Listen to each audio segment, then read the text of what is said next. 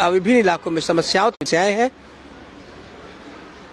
और ये जो तस्वीरें हम आपको दिखा रहे हैं ये है Siliguri Khalpara 9 number ward SP Mukherjee road की। और यहाँ पर जानते हैं ये जो सड़क है बहुत ज्यादा व्यस्त है और जो आरोग्य निकेतन एचबी विद्यापीठ का जो इलाका है वो अक्सर ट्रैफिक जाम की समस्या से परेशान रहता है।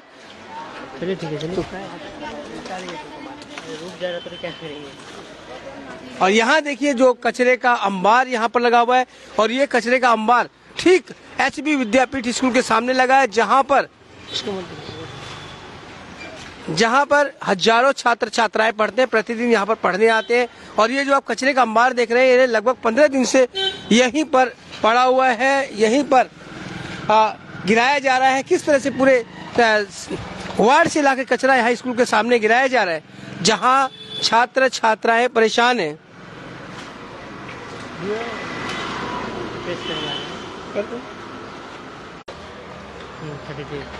तो एचबी विद्यापीठ के सामने ये तस्वीरें हैं। 15 दिन से यहाँ पर ये कचरा पड़ा हुआ है, अक्सर पड़ा रहता है। देखिए और इस तरह से यहाँ पर ट्रैफिक जाम की स्थिति होती है जब हजारों की संख्या में छात्र छात्राएं यहाँ से जाते हैं और आते हैं तब। और विशेषकर जब छुट्टी या फिर लगने का समय होता है उस वक्त यहाँ पर बहुत ज्यादा परेशानी लोगों को होती है। और यहाँ के स्थानीय लोगों ने भी शिकायत की है कि यहाँ पर डंपिंग ग्राउंड बना दिया गया है जो कि ठीक स्कूल के सामने।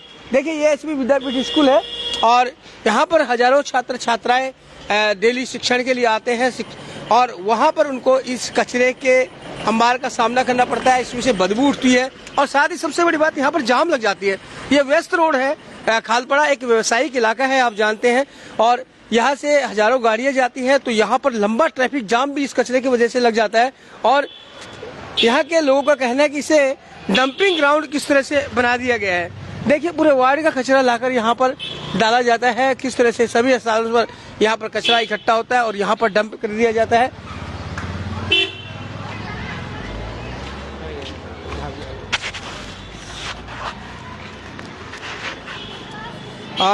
आइए स्कूल की तरफ से यहाँ पर शिकायत की गई थी और कहा गया था कि यहाँ पर अक्सर जो है वहाँ उस तरफ भी यहाँ पर कचरे का ढेर लगा दिया जाता है, यहाँ भी कचरे का ढेर लगा दिया जाता है और ट्रैफिक जाम हो जाता है। जो छात्र छात्राएं आते हैं उन्हें काफ़ी तकलीफों का सामना करना पड़ता है। और देखिए ये एचबी विद्यापीठ है और कुछ स्टूडेंट्स हमारे साथ हैं जिन्हें रोज इस समस्या से दो चार होना पड़ता है। यहाँ ट्रैफिक जाम की समस्या तो होती है, साथ ही आप सोचिए जब यहाँ कचरे का अंबार रहेगा, कचरे को डंपिंग किया जाएगा तो कितनी बदबू उठती होगी। और यहाँ पर यानी शिशु क्लास से लेकर 12वीं तक का ये स्कूल है, 2000 से ज्यादा छात्र छात्राएं यहाँ पर पढ़ते हैं तो उनके स्वास्थ्य पर भी कैसा प्रतिकूल असर पड़ेगा। क्या नाम आपका? मेरा नाम तानिया शर्मा है। तानिया, डेली स्कूल आती हो? Yes sir. ये कचरे का अंबार क्या समस्या होती है इससे? सर यहाँ पे बहुत ज्यादा बदबू आता है और जो बिल्डिंग वाला होता है वो भी ऊपर ही से कचरा फेंक देता है और पूरा यहाँ वहाँ गिर जाता है तो पूरा महकता है और अच्छा नहीं लगता है। अच्छा लगता है। आपका क्या नाम है? अंजलि सिंह। अंजलि, ट्रैफिक जाम होता है जब आप लोग जाते हैं छुट्टी के बाद तो यहाँ? यस सर, बहुत ज्यादा ट्रैफिक जाम होता है। इससे ना परसों एक बच्चा गिरते गिरते बच गया, उसका एक्सीडेंट होते होते बच गया। लोगों को कचरे को कचरे के डिब्बा में फेंका चाहिए, चाहे कुछ भी कर ले पर वो कचरा रास्ता पे ही फेंक रहे हैं। देखिए मोदी जी खूब संदेश देते हैं स्वच्छ भारत का और वार्ड नंबर 9 में लगता है कि स्वच्छ भारत का सिर्फ नारा ही है, काम नहीं हो रहा है। और स्कूल जैसी संस्था के सामने जहाँ पर 2000 से ज्यादा ये छोटे बड़े लोग बच्चे पढ़ते हैं वहाँ पर अगर लोग कचरा डालेंगे तो कैसे होगा। कचरा डस्टबिन में डालना चाहिए, निर्दिष्ट स्थान पर डालना चाहिए। लेकिन यहाँ स्कूल के सामने अक्सर देखा जाता है कि कचरे का अंबार लगा दिया जाता है और पूरे वार्ड का जो कचरा है वो यहाँ पर डंपिंग किया जाता है, ऐसा यहाँ के लोगों का आरोप है। आपका क्या नाम है? सोनिया गुप्ता। सोनिया, हम लोग के कचरा सर बहुत दिन से, जब से हमारे तब से तो यही देख रहे हैं। यहाँ की नाली भी साफ नहीं होती है जिसके कारण हम लोग क्लास में भी ये सब बदबू आता रहता है और एग्जाम के टाइम में तो हम लोग का लेट भी हो जाता है कभी कभी। कौन सी क्लास में पढ़ते हो आप? क्लास 9। क्लास 9 में पढ़ते हो? तुम? 9 में। क्या नाम है? दीपा कुमारी शाह। दीपा, कितनी तकलीफ होती है कचरे से? कचरे से बहुत सारी तकलीफें होती है, जैसे कचरे की वजह से जाम भी लगता है, जिसके कारण हमें हर समय लेट होता है। सुबह सुबह अगर घर से जल्दी भी निकले तो कचरे की वजह से जाम लगता है, जिसके कारण लेट होता है। उसके बाद कचरे के अंदर स्मेल तक आती है, सामने वाला जो क्लास इसमें बहुत ज्यादा स्मेल आती है, नालियाँ साफ नहीं होती जिसके कारण स्मेल आती है, और इसके कारण हम लोग के हेल्थ पे भी इम्पैक्ट पड़ता है। और जो यहाँ पे बिल्डिंगें बनती है उनका जो मलबा होता है नीचे ही रखा रहता है बहुत दिन, उसके कारण बच्चे भी गिर जाते हैं और उन्हें चोट लगते हैं। कुछ दिन पहले ये हादसा हुआ था। बिल्कुल, ये जो कचरा है ना, ये ट्रैफिक जाम और गंदगी के साथ साथ हादसों का भी कारण बन रहा है, क्योंकि पहले से ही जो सड़क है उस पर ट्रैफिक का बहुत ज्यादा भार है, और चूंकि व्यावसायिक इलाका है तो हजारों ट्रक्स भी यहाँ से जाते हैं, वो भी एक दुर्घटना का कारण बन सकते हैं। साथ ही जब आधी रोड पे आपने कचरा डाल दिया है, उसके बाद 10-12 फुट की जगह बचती है, उसमें से गाड़ी जाएगी, आने वाली गाड़ी जाएगी या जाने वाली गाड़ी जाएगी, या छोटे वाहन जाएंगे या फिर छोटे छोटे बच्चे जाएंगे, तो कभी भी यहाँ पर बड़ा हादसा घट सकता है। क्या नाम आपका? शुभम तिवारी। Shubham, yes sir. कभी सामना हुआ है इस यहाँ ट्रैफिक जाम से आपका? यस सर, बहुत बार हुआ है। बहुत बार तो स्कूल आते तो हम गेट पे रुक जाते हैं, लेट हो जाता है मेरे को, 9 बजे के बाद पहुंचते हैं, तो कितना बार तो स्कूल में एंट्री नहीं हो पाता कि लेट हो गया मेरा, और बहुत बार एक्सीडेंट होते होते भी बचा है मेरा। बड़ा बड़ा ट्रक इधर घुस जाता है। क्या नाम? सर साहिल सिंह। साहिल, क्या लेके आते हो? पैदल आते हो ना, साइकिल या स्कूटी? साइकिल लेके। साइकिल लेके आते हो? कभी गिरे हो कचरे के वहाँ पर? नहीं सर, बहुत बार बस गिरते गिरते बचे हैं सर। गिरते गिरते बच गए। क्या नाम आपका? कौस्तुभ शर्मा। कौस्तुभ शर्मा। शर्मा, कब से? ये सर जब से मैं स्कूल ज्वाइन किया तब से कचरा देख ही रहा हूँ इधर। देखिए, ये एक बहुत बड़ी बात है। मैंने तो कहा था कि 15-20 दिन से पड़ा है, लेकिन सबसे बड़ी बात सब बच्चों से उभर के ये आई है कि जब से स्कूल आ रहे हैं तब से यहाँ पर कचरा, यानी कि यहाँ पर डंपिंग है, पूरे वार्ड के कचरे की डंपिंग है, जो किसी भी हाल में नहीं होनी चाहिए, क्योंकि बगल में हॉस्पिटल है, बहुत बड़ा हॉस्पिटल है, आरोग्य निकेतन नर्सिंग होम, और यहाँ पर स्कूल है, बहुत बड़ा स्कूल है सिलीगुड़ी का।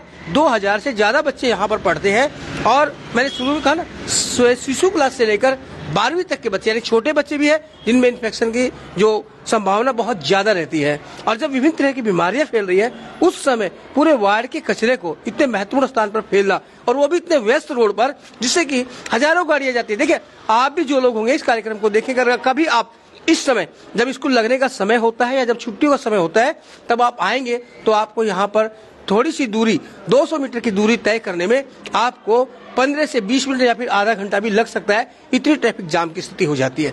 तो कितनी दुखदाई है ये स्थिति। क्या नाम आपका? रोहन महतो। Rohan, yes sir. कितनी क्लास में पढ़ते हो? 9 में। कभी सामना किया है इसका? जी सर, मैंने तो सामना किया सर। ये जो कचरा है सिर्फ रोड पे नहीं बल्कि स्कूलों के सामने भी फेंका जा रहा है आजकल, और ये इन कचरों की वजह से मैं भी एक बार ड्रेन में गिर गया था साइकिल से। इसी ड्रेन में? Yes sir. वो तो सर मुझे वापस घर जाना पड़ा सर। वो तो अच्छा था कि टाइम था मेरे पास, तो फटाफट जाके घर से वापस आया मैं। और सर इस कचरे की वजह से बहुत बार मेरे तो देख रहे हैं, छोटे छोटे बच्चे को नालियों तक में गिर जाना पड़ता है। स्वाभाविक है, मुश्किल से 24 फुट का ये रोड नहीं है, दोनों तरफ ड्रेनें हैं, कचरे का अंबार आपने 12 फुट में लगा दिया है, 10 फुट की स्थिति बदलती है, उसमें ट्रक्स जा रहे हैं, गाड़ियां जा रही हैं, बच्चे निकलेंगे, साइड से बड़ी मुश्किल से निकलते हैं, और उसमें बच्चे कई बार गिर भी जाते हैं। तो कितनी खतरनाक स्थिति है, बच्चों को हड़बड़ी रहती है। आप जानते हैं बच्चे चंचल होते हैं, आते हैं तो भी भाग कर आते हैं, जाते हैं तो भी भाग कर जाते हैं, और जब एग्जाम रहता है तो बहुत टेंशन में रहते हैं। ऐसे में दुर्घटनाएं घट सकती है। तो हमारे साथ मैम है HB विद्यापीठ की, उनसे भी हम जानना चाहेंगे। मैम, ये जो कचरा है, क्या वाकई यहाँ पर डंपिंग हमेशा होती रहती है? अक्सर देखा जाता है, दो कभी इधर कभी उधर। धन्यवाद सोनी जी। मैं आपको सबसे पहले धन्यवाद देना चाहूंगी कि काफी दिन बाद और काफी दिनों बाद आपकी नजर पड़ी हमारी डंपिंग को कवरेज करने। मैं भी यहाँ से रोज जाता हूँ, मुझे समस्या होती है, मुझे भी समस्या होती है। और आप आज आके इस कवर कर रहे हैं, इस एरिया की डंपिंग को दिखा रहे हैं हमारे बच्चों से। को क्या बताऊं कि मैं काफी प्रयास कर चुकी हूँ, यहाँ के लोगों से पर्सनली जाके मैं बोल के आई हूँ कि आप यहाँ पर मत फेंकिए। और नर्सिंग होम में गई, मैंने नर्सिंग होम कचरा फेंक देते हैं हम पर्सनली, हमारे टीचर, हम जाके हाथ जोड़कर रिक्वेस्ट करके आए। कचरा भी यहाँ पर आ जाता है, यहाँ साइड में डाल देते हैं, तो हाथ जोड़कर रिक्वेस्ट करके आए। इसके पहले हमने अवेयरनेस प्रोग्राम किया, उस अवेयरनेस की रैली निकाल के बच्चों के साथ नर्सिंग होम में गए, बच्चों के साथ आसपास के एरिया के लोगों को हाथ जोड़ के आए हमारे बच्चे कि अंकल जी यहाँ पर कचरा मत फेंकिएगा। तो इतने अवेयरनेस करने के बाद भी, इतनी जागरूकता फैलाने के बाद भी यहाँ के लोग जागरूक नहीं है, और ये देख के जागरूक नहीं है कि नर्सिंग होम है, स्कूल है, उसके सामने स्वस्थ वातावरण होना चाहिए, नहीं हो रहा है। तो और सबसे बड़ी बात है, मेरे बच्चों ने बताया कि जो घर बनाते हैं तो मलबा रातों रात हो जाना चाहिए, बाहर चला जाना चाहिए, ट्रक में क्यों पड़ा रहता है। उसके लिए तो नगर निगम की अलग व्यवस्था है मैम, वो कचरा तो रोड में फेंक ही नहीं सकते हैं। जहाँ बिल्डिंग बनेगी वहाँ डंप किया जाएगा, वहीं से नगर निगम की गाड़ियाँ आती है, उस कचरे को उठा के ले जाती है। अभी आप देख रहे होंगे कितने कचरे पड़े हुए हैं, इतना छोटा रास्ता, आपने पहले बताया कि इतना छोटा रास्ता, इसमें ट्रक का आना, बच्चों की साइकिल का आना, गार्जियन का बाइक में लेकर आना बच्चों को इतना मुश्किल होता है। सुबह का जो टाइम मैं आपको बोलती हूँ 8:30 से 9:15 तक के बीच में हम लोग हैरेसमेंट हो जाता है, यहाँ पर टीचर्स खड़े रहते हैं वो करने। तो मैं प्रशासन से रिक्वेस्ट करूंगी इसको। यहाँ के जो पार्षद है, तो आपने पार्षद से भी तो गुहार लगाई होगी, हाँ, क्योंकि ये तो पार्षद के अंडर में आता मामला। पार्षद से मैंने कल ही बात करी थी, उन्होंने आश्वासन दिया है कि मैम मैंने भेजा था, शायद नहीं गया हो, कि मैं आज जैसे भी करके आज ये कचरा को उठा दूंगा। उन्होंने ये भी बोला है। बात कचरा उठाने की बात है डंपिंग की, अगर आज उठा देंगे फिर डंपिंग होगा, तो आखिर स्कूल के सामने डंपिंग क्यों हो? उन्होंने मुझे एक बार पहले मैंने बात हुआ था उनसे, क्या बोलते हैं, उन्होंने बोला जैन जी ने, टॉक टू मेयर में क्यों नहीं बोलते हैं? आप टॉक टू मेयर में बोलिए कि स्कूल के सामने डंपिंग की जा रही है कचरे की। हाँ, ये कहाँ से, अब मैं आपसे डिस्कस करूंगी, इसके लिए जाऊंगी मैं ऊपर तक। तो अमित जी ने मुझे बोला कि आपके मतलब स्कूल के सामने हमारी प्लानिंग चल रही है, हम एक ब्यूटिफिकेशन गार्डन टाइप को बना देंगे मैम, जिससे कोई कचरा नहीं फेंकेगा। तो हो सकता है कोई प्रशासन का गतिविधि में उनको टाइम लग रहा होगा, मैं नहीं जान सकती, पर उन्होंने ये आश्वासन मुझे दिया है कि स्कूल का कचरा सब नहीं रहेगा और आपका यहाँ पर गार्डन जरूर हम बनवा देंगे, फूल लगे रहेंगे तो कोई कचरा नहीं फेंकेगा, ये उन्होंने बोला था मुझे। तो शायद कोई प्रोसेस में देर हो रहा है या क्या हो रहा है। और मैंने उनसे ये बोला कि जो बिल्डिंग का हाँ जो तो वो आज का बोले हैं कि आज हम किसी को भेजकर करते, परंतु आज की बात नहीं। कचरा भी 15-20 दिन से पड़ा हुआ है, 15-20 दिन से हो गया, बताइए ये कचरा पड़ा, और इस कचरे के जल्दी इतनी ज्यादा परेशानी हो रही है ना कि मैं मतलब परेशान हो गई इससे। अब कैसे, कहाँ लिखना पड़ेगा, कहाँ इसका नोटिफिकेशन देना पड़ेगा, किसको अप्लाई करना पड़ेगा, वो मैं आज सोच रही हूँ कि रिटर्न में फिर मैं ऊपर अधिकारी तक मैं इस बात को पहुंचाऊं कि हमारी स्कूल की स्थिति, सामने की स्थिति ये है, इस पर तुरंत कार्रवाई की जाए और इसको इमीडिएट एक्शन लेकर इसे साफ करा जाए। क्योंकि आप देख रहे हैं नर्सिंग होम है, बीमारी लेकर आता है और ये कचरे की बीमारी ले। अभी आप नाले के दिखाइए, आप दिखा सकते हैं नाले, देखिए आप नाले, देखिए ये देखिए नाला, और इसकी यहाँ से देखिए आगे की तरफ जाओ, यहाँ साफ कर दिया गया। जैसे स्कूल की बाउंड्री खत्म होती है, देखिए वहाँ पर पूरी तरह से नाला जो है वो जाम है, और ये देखिए पूरा जाम है नाला। और कैसे कर दिया यहाँ पर, देखिए पूरे नाले को बहता हुआ पानी नहीं है यहाँ पर नाले में, आप देख सकते हैं। ये भी एक बीमारी का बहुत बड़ा कारण है। तो इसको इमीडिएट, इसको हमने सोचा इसको हम कवर करा देंगे वहाँ तक। अभी हमारा प्रोसेस चल रहा है, हमारे मैनेजमेंट ने संज्ञान लिया है, बोले इसको वहाँ तक हम कवर करा देंगे, परंतु आगे की जिम्मेदारी तो कारपोरेशन की है ना, साफ कराने की जिम्मेदारी तो कारपोरेशन की है ना। फिर भी हम जितना होते हैं हमारे क्या बोलते स्वीपर से हम इसको साफ कराते रहते हैं यहाँ तक का।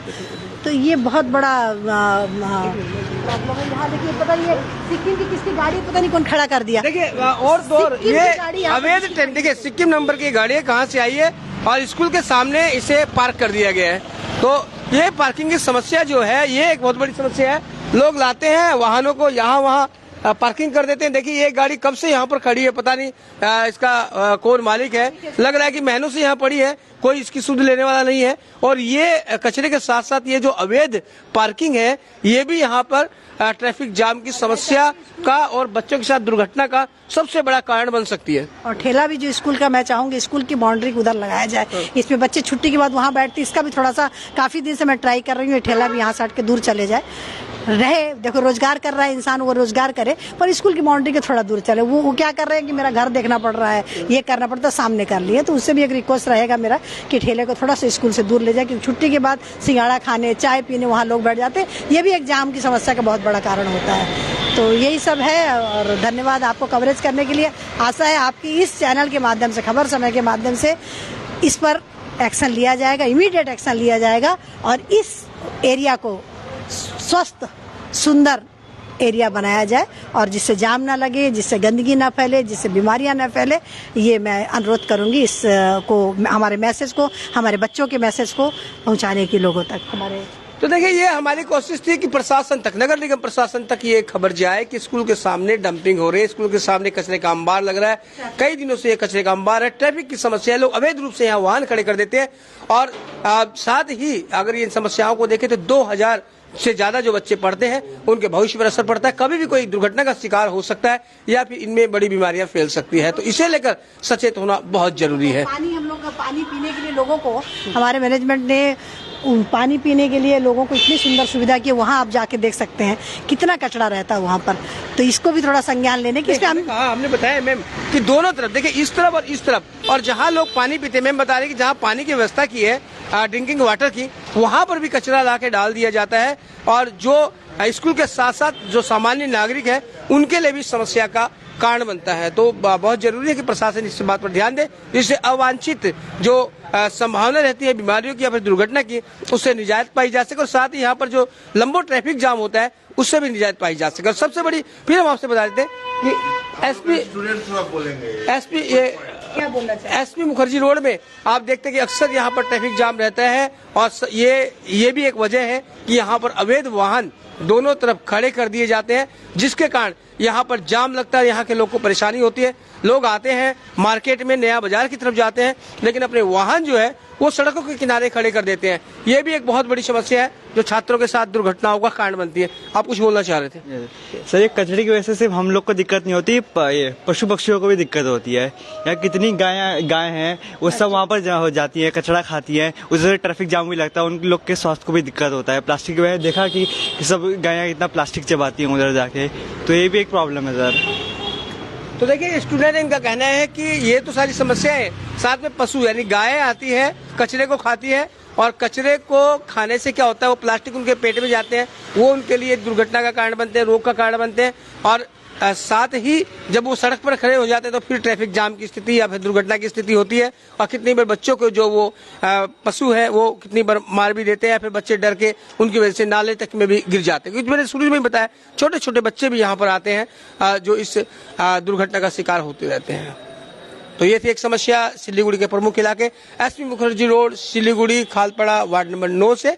आप बने रहे खबर समय पर और देखते रहे खबर समय, हर समय खबर समय। धन्यवाद।